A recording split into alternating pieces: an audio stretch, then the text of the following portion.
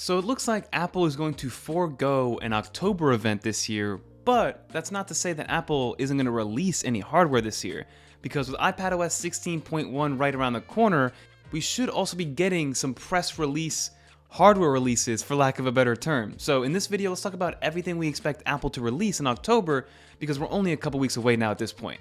Let's talk about it. So in Apple's Far Out event, they did release iOS 16.0 to the entire public in September, which is pretty much on their normal release schedule. But this is the first year that Apple actually staggered the release of iOS 16 and iPadOS 16.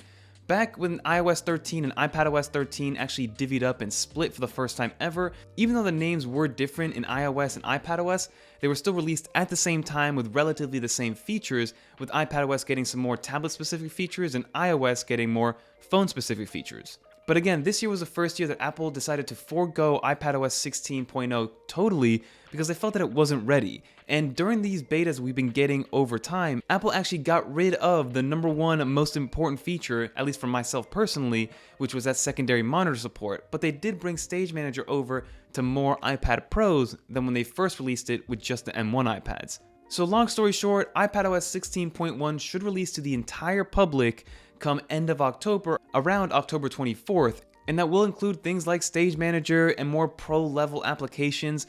But again, we're missing a few features like the freeform, like the secondary monitor support, so who knows what type of 16.1 iPadOS Apple will ship when it does release to the entire public. But as of right now, and we are testing iPadOS 16 Beta 12, there's still no secondary monitor support. Now we're on the third beta where Apple has removed that. For a lot of people, this will be exciting because they did bring Stage Manager to the older iPads like the 2018 and the 2020 iPad, but unless you have an M1 iPad Air, the only iPad Air that will be getting Stage Manager is that M1 iPad Air. So if you have an older one with an A14 chip, that will not be getting it, and that has to do with the amount of GPU cores in the A12X and the A12Z that is allowing the iPad Pros to run Stage Manager. So now let's talk about some hardware releases that we are expecting with Apple in October.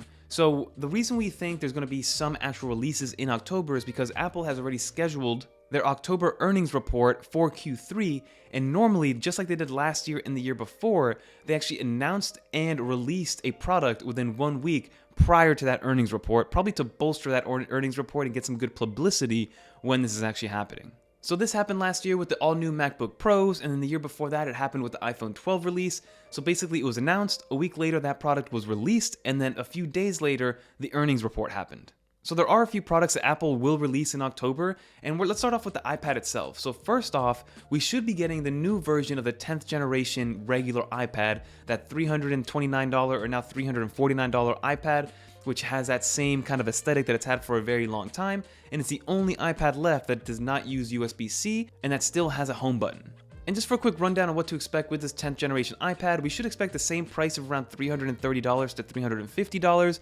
We should have a new overall design to kind of match what the iPad mini, iPad Air, and iPad Pros look like. We will still probably have a home button, but just with a different chassis. So it's still going to have the same form factor in terms of what you see on the front side, but from a design standpoint, it's going to look like the rest of the iPad lineup with the squared off edges, that more industrial design, the ability to stand upright on its own if you balance it correctly.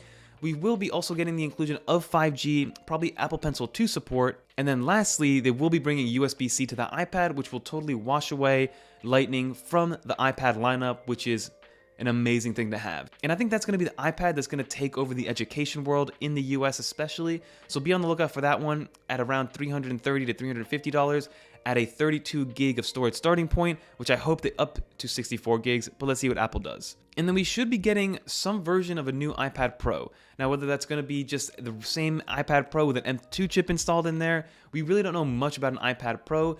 Some things that we did hear is that they're bringing mini LED down to the 11-inch iPad Pro.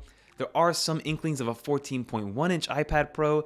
There's also some talk about bringing Dynamic Island to the iPad Pro. So let's see what Apple does. This is actually one of the first few times that I don't know much about the iPad Pro and what to expect. The only thing that I know for sure is probably an M2 chip that's going to be thrown in there, and then let's see what Apple does. Will they change the design? Will they keep the design for one more cycle for another 18 months? Will they move the selfie camera finally to the correct orientation, which is in landscape mode? Let's see what Apple does with this iPad Pro, because again, like you guys all know, the iPad Pro is my main machine. And then when it comes to macOS, you should expect 3 new products. First is some sort of new Mac Mini with the M2 chip, so think about it again, a $700 to $750 Mac desktop that only brings the computer itself with no peripherals and no display, but it has the power of the M2 chip. It's going to be the cheapest entry point for an M2 chip powered machine with the Mac Mini, so expect that in October. And then also some spec'd up improvements to the 14 and 16 inch MacBook Pros. Probably going to get an M2 Pro and an M2 Max chip in those M2 MacBook Pros, so it's going to be called the M2 Pro MacBook Pro 14 inch or 16 inch. And then eventually I'm sure they'll bring an M2 Ultra, but that's probably for 2023, which will come alongside some sort of new Mac Pro or iMac Pro or new Mac Studio with some M2 powered silicon moving forward.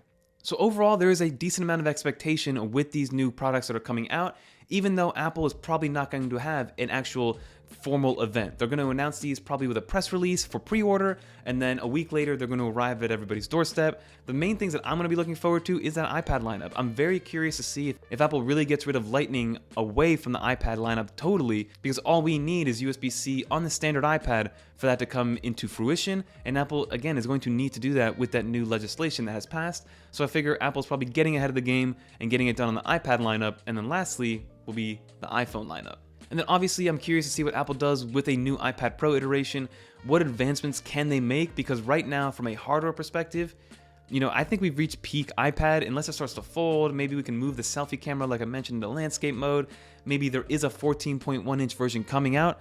Let's see what Apple does with these new iPad Pros. And I'm also curious, back to the regular iPad, what will be the peripheral situation and what's that going to look like? Will the same like origami style slim keyboard work, or will we need to get like a new Magic Keyboard for a product that's going to be the same price as a Magic Keyboard? So let's see what Apple does from that perspective. And then, like I said, we'll have the macOS products coming down the line as well. But if you guys did make it to the end, leave a little dolphin in the comments down below so I know you made it to the end. And also leave a comment down below, what product are you most intrigued by? Are you interested in getting a new iPad Pro? Are you throwing away the iPad Pro because they got rid of Stage Manager or secondary monitor support before it even came out? Or are you more excited for that MacBook Pro lineup, or maybe the new Mac Mini? Because a new Mac Mini with an M2 chip could be the best bang for buck computing power that will be around for the next year or two to come. But that's going to do it, everybody. If you want to watch some more videos on iPadOS, macOS, or iOS, click on one of these videos right here. Until next time, I'm Fernando. All I know is that I'm excited for a new iPad Pro finally. But until next time, I'm out of here.